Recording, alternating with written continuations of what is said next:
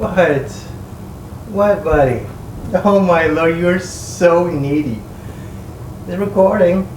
It's recording, buddy. You're gonna be YouTube famous, eh? You're so clingy, huh? And now he's begging.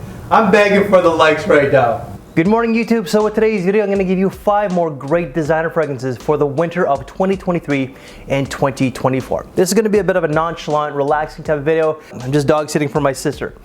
First fragrance, however, is going to be Givenchy Gentleman Reserve Privé. This is not original by any means. So again, I got to use one hand because, you know, it's on the dog, which, hey, you can see his leg right here.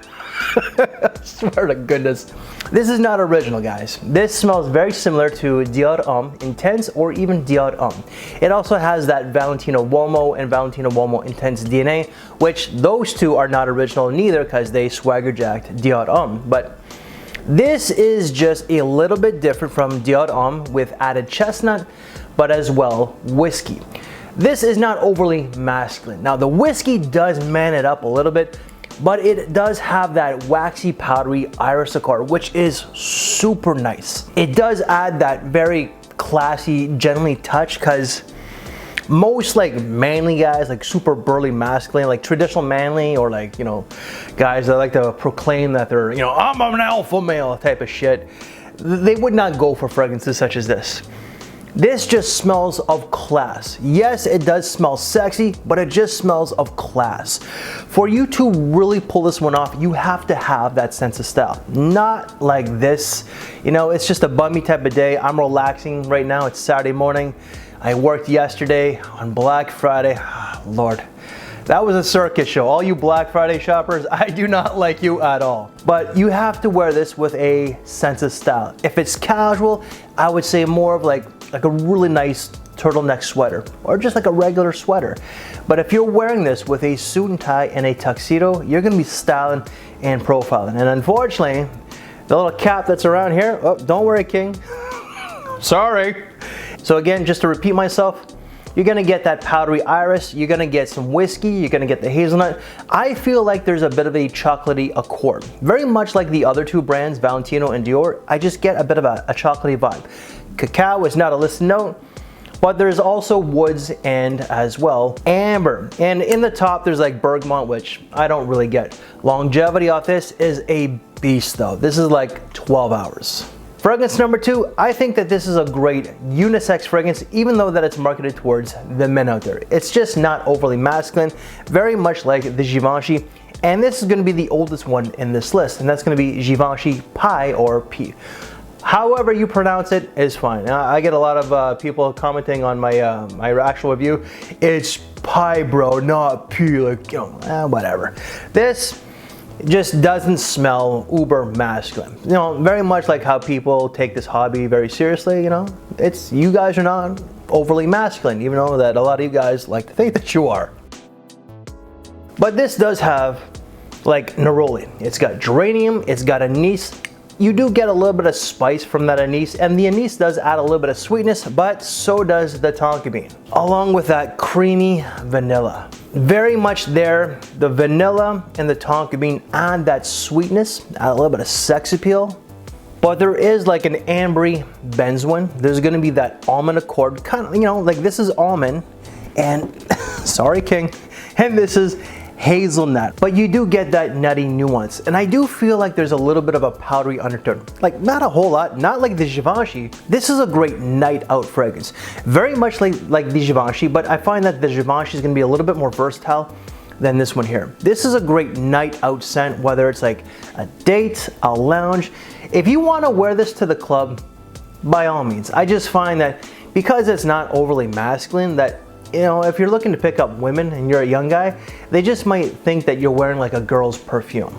You know, that's just me. But just great for like a date. If you go to like a really nice function and you have to wear like a suit and tie, this will go very well with this as well. And I get about 8 hours of longevity. You know, this has been reformulated. A lot of people say that the original is a little bit darker than this one here, and that it's like a beast. They say that that one's like 10 to 12 hours. But even if you get like 6 hours, you really can't complain. For fragrance number 3, let's man it up a little bit, and that's gonna be Dunhill Arabian desert. This stuff is quite masculine, but at the same time, it has a gentleman component. This can be bad boy, but there is one note in this fragrance that kind of makes it kind of iffy, okay? This one is not, like, I don't want to say it doesn't smell original. It smells very rich though. It smells very well blended. Dunhill, this is their luxury line. That's quite affordable. You can get this for about maybe like no more than 120 Canadian. You convert that, that's $100 USD or less. But it's not original in the sense that it smells very similar to other oud fragrances. So you are gonna get oud, you are gonna get saffron, you're gonna get incense. So those notes are very prominent to the Middle East. And those notes do man it up, right? So I find that they do give it like that edginess, that bad boy feel, but it's the rose. And there's also like night bloom jasmine, like whatever that is. I don't get that type of floral. I do get the rose though. The rose doesn't make this as bad boy as, you know, like you think it would. It does add that gentlemanly component. Now, if your personality is kind of bad boyish, you know, like you're mysterious, you like to live life on the edge, you most certainly can wear this. This does have that edge to it, and it'll go very well with a black tee and a leather jacket, but it'll also go very well with a suit and tie and even a tuxedo. But just like the warm spices of like that saffron, really nice. There's also pink pepper in the opening, which I forgot to state, but as it dries down, you just get that oud, and I'm not a lover of oud, but this fragrance, I don't want to say I love, but I do like. Then when you throw in like the incense and then the rose and all that kind of stuff, it's really an underrated scent. Like, that just from a brand that kind of gets overlooked. If you're just like the everyday guy and you want something that's a little bit more polished, maybe a little bit more like expensive, if you want to like splurge on yourself a little bit, look into this one here. And longevity, you're gonna get about 10 hours. Let's go with one that's quite mainstream, and this got a lot of mention maybe like 4 or 5 years ago when it was launched. I believe it was launched in like 2018 or 2019, but that's gonna be Hugo Boss, the scent Absolute. This is one of the best ones from this lineup. Now, I do have the Pure Accord, which I personally really do enjoy. A lot of people, they love the smell, but they kind of think it's also generic and that the performance is not all there. Granted, it's not. I do like this scent. You know, it's not fantastic, but it's not bad. There's also the scent, what is it, Majestic? That's the new one. That's actually a really nice one too, but this one does have that typical Maninka fruit. So you are gonna get like a sweet fruity nuance with some like energizing ginger along with the vetiver. But here's the kicker. I kind of feel like there's a little bit of cacao to it. There's something a little chocolatey to it. I don't know what it is, but it's definitely there. This is sweet, it is sexy, but there's a little classiness to it. Now, not all that classy, but I think that this would go great with like a turtleneck or like a nice sweater. If you want to dress it in a hoodie, sure, you know, if it's a relaxing day for you and this is the type of fragrance that helps you relax, then by all means, go for it, right? But it's also a great night out fragrance. Club, yeah, I think that you can wear it to a club if you're a young man, but if you wear this on a date, even better. And performance, you're gonna get about 8 to 10 hours. And last but not least, we have to have a very spicy fragrance. No, it's not gonna be Spicebomb, but it's gonna be Viktor & Rolf Spicebomb Extreme. Now we have to go with a flanker. This is a great substitute for Spicebomb. Spicebomb is very similar smelling to this, but it's maybe a little bit deeper and denser than the original. Why did I don't even have to do that because just the smell from the atomizer, silly me. See, this is what you got me going. You know, my mind is not fully on the video, dude. So this fragrance here, you are gonna get pimento. There's cumin, there's cinnamon, there's saffron, there's black pepper, there's vanilla that does sweeten it up, there's a little bit of tobacco, and of course, woods. Very, very similar to Spicebomb, the original. I'm sorry, I'll put my hand back on you. He's got me trained. He's got me well trained, don't you? Huh?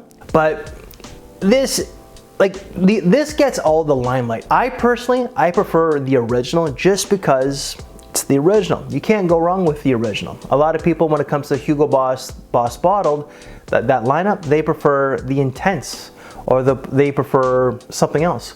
I think that the original is best. This though is really, really good. Don't get me wrong. This does have that bad boy edge with all the spices, that tobacco. Vanilla, not so much, but it's not overly vanillic, okay? But it's just overly spicy with tobacco, and I feel like there might be a little bit of leather to it. But if you want something that's very similar to the original, but maybe it's just a little bit denser and a little bit thicker, this is one that you might want to check out. It's a great bad boy fragrance, black tea and a leather jacket. I would always play it safe and go with a black tea just because you don't know if this is going to stain your white tea. If you want to test it out, by all means, but I just also find that a black tea adds a little bit more mystery. But you can also wear this with a suit and tie and a tuxedo. It's a very versatile fragrance. It is signature scent worthy for the colder season, whether it's autumn or winter. And longevity off this, you can't complain. It's like 8 to 10 hours as well. So guys, that's the end of the video. If you like this video overall, the list, the dog, how just it's not the typical video that I normally do, like setup wise, just feels like I'm just on the couch just talking to you guys. If you liked all that, please give this video a thumbs up. It does help with the channel and the algorithms. And any reviews that I've done on these fragrances, if you want to check them out and you want something a little bit more detailed, they will all be in the description box below. And because that this is a winter list, if you want to see the one that I did earlier, like last week, or if you want to see the ones that I did years prior, check out right here. So I thank you for my time, take care, and I will see you later. Thanks for watching, everybody.